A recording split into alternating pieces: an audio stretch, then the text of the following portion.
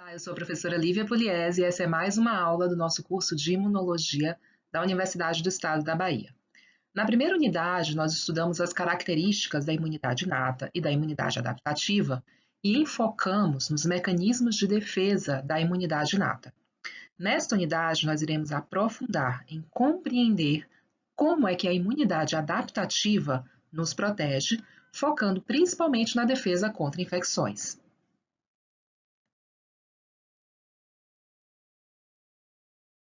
Sendo assim, iremos inicialmente nesta aula revisar as características de imunidade adaptativa que vimos anteriormente e também vamos entrar em dois novos assuntos: a diversidade linfocitária e o conceito de resposta imunoadaptativa celular e humoral. Iniciaremos pela nossa revisão do que é uma imunidade, quais são as características da imunidade adaptativa. A imunidade inata, também chamada de natural, é a nossa primeira linha de defesa contra infecções. Ela possui mecanismos que são pré-existentes ou rapidamente desencadeados e atua com baixa especificidade, conforme estudamos na unidade passada, com mecanismos que são mediados pelas barreiras epiteliais, pelos fagócitos, os granulócitos, as células NK. Já a imunidade adaptativa tem a característica, a participação dos linfócitos, né? Olha eles aqui, linfócito B, linfócito T, e é num primeiro contato com o antígeno lenta. Observem nessa imagem que vai se demorar, em média, 7 dias até se ter mecanismos de defesa, como os anticorpos, como citocinas liberadas pelas células T, até a gente ter esses mecanismos de defesa que são mediados pelos linfócitos em caso de primeiro contato com o antígeno. Este quadro também já foi visto em aulas anteriores. Vamos revisar e aprofundar alguns conceitos. Então, nós temos essas duas grandes características da imunidade adaptativa e elas estão interrelacionadas.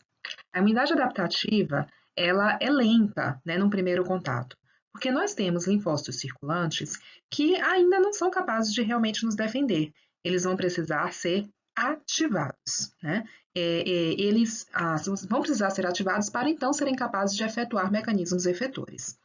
Os linfócitos virgens, eles ainda não produzem, pelo menos não de forma expressiva, os mediadores que participam dos mecanismos de defesa.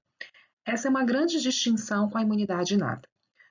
Por exemplo, um queratinócito da imunidade de barreira da pele, por exemplo, ele secreta defensinas, catelicidinas, mediadores químicos de ação antibacteriana, antimicrobiana, e ele faz isso de forma constitutiva, sem ter necessidade de um estímulo infeccioso, então de forma que é pré-existente, um mecanismo pré-existente. Não há necessidade de ter uma infecção para então ele produzir esses mediadores. Ele produz constitutivamente. Já na resposta imunicelular, que é da imunidade adaptativa, nós temos a produção de citocinas pelos linfócitos chamados T helper como um importante mecanismo de defesa. Mas essa produção expressiva de citocinas por células T helper, que são as células TH, ela somente ocorre após um contato com o micro-organismo. Então, antes de haver um primeiro contato, antes de haver uma primeira infecção, nós nem mesmo teremos as células T helper específicas contra este micro-organismo. Elas somente vão se formar após ter o reconhecimento do micro-organismo pelas células virgens e diferenciação, a ativação dessas células virgens e diferenciação delas nas células efetoras T helper. Este é o motivo de a resposta imunoadaptativa também ser chamada de adquirida. A gente adquire os mecanismos efetores após um primeiro contato.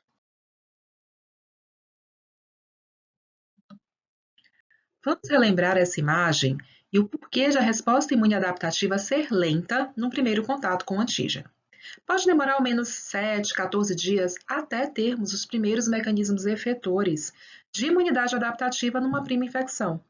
No segundo contato em diante, já será mais rápido, pois teremos os linfócitos de memória. Mas numa prima infecção, teremos muitos eventos necessários até termos linfócitos efetores, que são os que realmente vão nos defender. Vai ser necessário que amostras antigênicas sejam levadas do sítio de infecção até o órgão secundário mais próximo, como um baço, um linfonodo ou um malte. Então, vai ter ainda o tempo de demora até que os linfócitos virgens ou naive consigam, pelo processo de recirculação linfocitária, chegar até este órgão secundário onde está a amostra antigênica. Então, nós teremos eventos neste órgão secundário, né? Eventos de reconhecimento do antígeno, ativação do linfócito, expansão clonal, diferenciação em célula efetora e em célula de memória. Somente ao final desses eventos é que nós vamos ter, então, os linfócitos efetores, como, por exemplo, os linfócitos T helper, o CTL, ou ainda plasmócitos secretores de anticorpos, né? E essas células ou moléculas efetoras, então, vão, né, se dirigir, migrar até o sítio de infecção, onde realmente irão efetuar a defesa. Uma outra característica da imunidade adaptativa é a alta especificidade. Diferentemente da imunidade inata, que reconhece o micro-organismo mediante interações de receptores de baixa especificidade, os PRRs, né, que eles interagem então com os pumps microbianos, a imunidade adaptativa reconhece micro-organismos mediante interação de receptores de alta especificidade com os antígenos microbianos. Estes receptores de alta especificidade são chamados de TCR, do inglês receptor da célula T, ele aqui, e PCR, do inglês receptor da célula B. E nessa imagem eles estão representados de forma bastante simplificada. Os receptores TCR e BCR são, na verdade, complexos moleculares. Eles não são apenas uma única molécula. Nesses complexos, nós temos a molécula principal, né, aqui no complexo, na célula T, né, no chamado complexo TCR, nós vamos ter a molécula principal, realmente o TCR, né, com as suas duas cadeias alfa e beta, e no BCR vai ser um anticorpo transmembrana, né, preso na membrana plasmática da célula. Essas moléculas principais são as que realmente se interagem, né, vão interagir com o antígeno, vão ter o sítio de ligação para antígeno, então elas são, portanto, aquelas que conferem a especificidade, né, essa alta especificidade. Mas nós vamos ter também a presença de outras moléculas, que são chamadas moléculas de participação acessória, né, mas elas vão ser importantes, elas vão ser necessárias para que ocorra a transdução do sinal, ou seja, para que o estímulo gerado pela interação com o antígeno, que ocorre na molécula principal, né, ele seja transformado em uma informação química e gere fatores de transcrição que irão, então, modificar a expressão da célula. Que vocês entenderam o que são os receptores de alta especificidade dos linfócitos, vamos conceituar antígeno e epítopo. São dois conceitos bem importantes.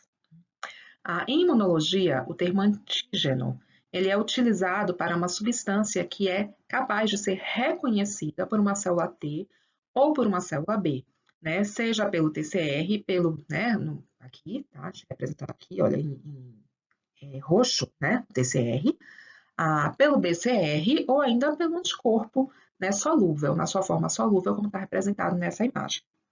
Já o termo epítopo é utilizado para se referir à fração exata de um antígeno que é reconhecida pelas fendas de ligação do TCR ou do BCR, os sítios ou fendas de ligação do TCR ou do BCR, ou ainda do anticorpo na sua forma solúvel.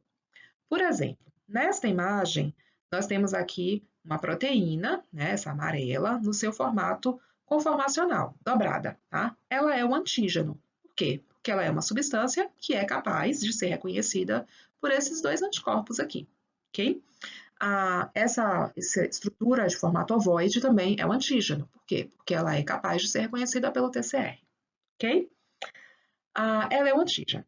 Já as sequências de aminoácidos que estão destacadas aqui em azul e em vermelho, elas são os epítopos para esses dois anticorpos, o anticorpo, né, representado colorido em azul e o anticorpo colorido em vermelho.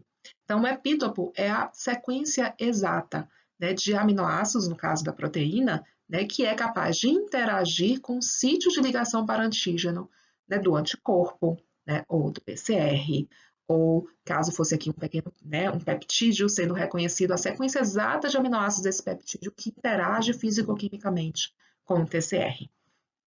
Então, um mesmo antígeno pode possuir múltiplos epítopos. Então, esses anticorpos azul, né, e vermelho aqui, embora eles se liguem ao mesmo antígeno, eles reconhecem epítopos distintos deste antígeno e, portanto, eles têm especificidades distintas. Características relevantes da imunidade adaptativa adquirida, nós temos ainda a memória imunológica, né, que é bastante importante na resposta imunodadaptativa contra proteínas. Nós conversamos sobre as células de memória na aula passada, na aula anterior. Vimos que elas se formam após um primeiro contato com o antígeno. Conversamos sobre os tipos de células de memória, elas vão se formar no órgão linfóide secundário, não é? E existem tipos de células de memória de acordo com as suas diferentes localizações, né? Para onde elas vão estar localizadas. E nós conversamos também sobre a importância dessas células de memória para que a gente tenha uma resposta mais rápida e mais eficaz a partir de um segundo contato com o mesmo antígeno. Enfim, a resposta imunodadaptativa é especializada. A alta especialização na imunidade adaptativa decorre do fato de que temos diferentes subtipos de linfócitos, né? B, TCD4, TCD8, e que ainda essas células virgens, ao serem ativadas, vão se diferenciar em diferentes subtipos de linfócitos efetores, né? T helper pode ser TH1, TH2, TH17, né? O CD8 se diferencia no CTL. Nós temos ainda distintas classes, né, e subclasses. As subclasses nem estão representadas nessa imagem, né? Nós temos, além dessas classes, ainda temos as subclasses de anticorpos. E cada um desses subtipos de linfócitos e dessas classes e subclasses de anticorpo, elas têm funções efetoras distintas, ou seja, formas diferentes de nos defender. Numa resposta imune ideal, nós vamos ter a formação dos subtipos de linfócitos e das classes e ou subclasses de anticorpos que sejam os mais adequados para nos defender de forma mais eficaz. Nós revisamos as características da imunidade adaptativa, vamos ao objetivo de aprendizado de compreender a diversidade linfocitária. Os receptores BCR, TCR, são expressos pelos linfócitos durante a sua formação, no caso da célula B na medula óssea e da célula T no timo. Cada receptor será formado por um mecanismo denominado de recombinação somática do DNA. Este é um processo de recombinação de segmentos gênicos e possibilita a formação de uma grande diversidade de receptores, ou seja, são formados diariamente na medula óssea e no timo linfócitos que expressam receptores com especificidades distintas, com uma grande diversidade, portanto, de especificidades. O repertório de linfócitos com diferentes especificidades chega a ser da ordem de 10 a 16 no caso dos linfócitos T, e de 10 elevado a 11 no caso dos linfócitos B. Essa imagem mostra de forma simplificada o mecanismo de recombinação somática do DNA para a formação de um TCR, o receptor da célula T. Segmentos gênicos da região V, representado aqui em vermelho, a D, representado em verde, J, em amarelo, eles serão aleatoriamente recombinados, formando uma região rearranjada do DNA, que é distinta, né, daquela presente no DNA germinativo. O transcrito primário ele ainda sofre novas modificações e dessa forma nós teremos muitos diferentes RNAs mensageiros e, portanto, diferentes proteínas formados a partir da mesma região do DNA germinativo. É importante ressaltar que a geração dos receptores de alta especificidade, tanto das células T quanto das células B, ocorre nos órgãos linfóides primários, que estão sendo chamados nessa imagem de órgãos geradores, né, a medula óssea e o timo, e que há uma ausência, não existe dependência, ou seja, ocorre na ausência de antígeno microbiano.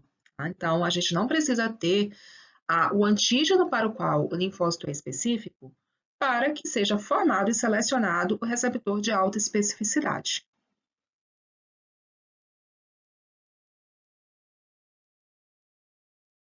Por fim, vamos compreender os conceitos de resposta imune adaptativa humoral e celular. Na chamada resposta imune adaptativa humoral, está aqui na primeira coluna, os principais mecanismos efetores são mediados pelos anticorpos. Portanto, na resposta imune adaptativa humoral, nós precisaremos ter ativação de células B virgens, diferenciação delas em plasmócitos secretores de anticorpos, e os anticorpos vão mediar os mecanismos de defesa, os mecanismos efetores. Já na resposta imune adaptativa celular, que está descrita aqui como aquela mediada por células, nós vamos ter os principais mecanismos efetores mediados pelas próprias células T. Seja a célula T a helper, a célula T auxiliar, que é formada a partir da diferenciação de um linfócito TCD4 virgem, seja o mecanismo efetor mediado pelo CTL, que é esse aqui que está representado em azul, e que se forma a partir da ativação de um linfócito TCD8 virgem. Nós ainda vamos ter dois tipos de resposta imune humoral, e nós vamos conversar sobre isso. Existe a resposta imune humoral timo-dependente e a resposta imune humoral timo-independente. Os mecanismos efetores mediados pelos anticorpos vão ser muito importantes para nos defender de micro-organismos que estão infectando o espaço extracelular, então micro-organismos extracelulares. Já os mecanismos efetores efetuados pelas células T helper, eles vão ser importantes para diversos tipos de infecção, mas eles se destacam na nossa defesa contra micro-organismos intracelulares vesiculares, aqueles que estão lá sobrevivendo, resistindo dentro do nosso fagossoma. E enquanto que a célula CTL, por sua vez, ela vai ter um papel muito importante na defesa contra micro-organismos que estão infectando, intracelulares, que estão infectando o citoplasma das nossas células. Então, eles vão ser bastante importantes para eliminar, por exemplo, reservatórios virais, células que estejam infectadas por vírus. Um outro conceito bastante importante da gente trazer nessa primeira aula, essa aula introdutória, é que para que o linfócito virgem consiga ser ativado, serão necessários sempre dois sinais de ativação. Um primeiro sinal, que é o sinal principal, e um segundo sinal, também chamado de sinal coestimulatório ou acessório. O primeiro sinal ele está identificado em cada uma dessas imagens com o número 1. Aqui, aqui. E ele sempre será mediado pela interação do receptor de alta especificidade com o epítopo. Ou seja, o primeiro sinal é sempre o sinal específico, mediado pela interação do PCR ou do TCR com seu respectivo epítopo. Observando isso de uma forma amplificada, com a imagem amplificada, a gente observa aqui a ativação de um linfócito T virgem, com o primeiro sinal ocorrendo pela interação do seu TCR com o epítopo. E lembrando que para uma célula T ser ativada, sempre vai ser necessário que esse antígeno seja proteico, seja uma proteína, e essa proteína vai estar clivada em pequenos fragmentos peptídicos, e sendo apresentado por uma célula apresentadora de antígeno. Então, o linfócito T precisa que uma célula apresentadora de antígeno apresente um antígeno proteico para ele, para então ele receber esse primeiro sinal. Na resposta imunohumoral timo-dependente, o antígeno ele sempre vai ser proteico, e a interação do primeiro sinal vai ser do PCR com esse epítopo proteico, uma pequena sequência de aminoácidos de uma proteína. E lembrando-se que o linfócito B ele é capaz de reconhecer proteína no seu formato conformacional, então ele não precisa que essa proteína seja clivada em pequenos fragmentos peptídicos. Na resposta imunohumoral timo-independente, o primeiro sinal também vai ser mediado pela interação do BCR com o seu ligante, o seu epítopo. Porém, na resposta imunohumoral timo-independente, os antígenos timo-independentes são lipídicos ou carboidratos. Então, independentemente do tipo de resposta, seja celular, humoral timo-dependente ou humoral timo-independente, o primeiro sinal sempre vai ser a interação do TCR com o antígeno, sendo que para a célula T, esse antígeno precisa estar associado a uma molécula MHC, que é uma molécula expressa pela célula apresentadora de antígeno. Então, aqui o BCR com antígeno, no caso do timo dependente, e interação BCR-antígeno também no timo independente. Já o segundo sinal, ele é variável, de acordo com o tipo de resposta, né? Seja a resposta celular, humoral ou timo independente. Mas qual é a importância da existência de um segundo sinal? Por que apenas o sinal específico, né, mediado pela interação do receptor de alta especificidade com o antígeno, não seria suficiente? Bom, a necessidade de um segundo sinal é um fator de extrema importância para a regulação da atividade da imunidade adaptativa, diminuindo a probabilidade que linfócitos sejam ativados contra alvos inadequados, como, por exemplo, contra uma proteína própria, o que poderia acarretar uma autoimunidade. Eu me despeço de vocês nessa aula, na qual nós vimos alguns conceitos bem importantes e introdutórios para a gente entender a imunidade adaptativa. Nas próximas aulas, nós vamos entender com um pouquinho mais de profundidade como é que esses diferentes elementos celulares, esses linfócitos, atuam para nos defender. Até lá!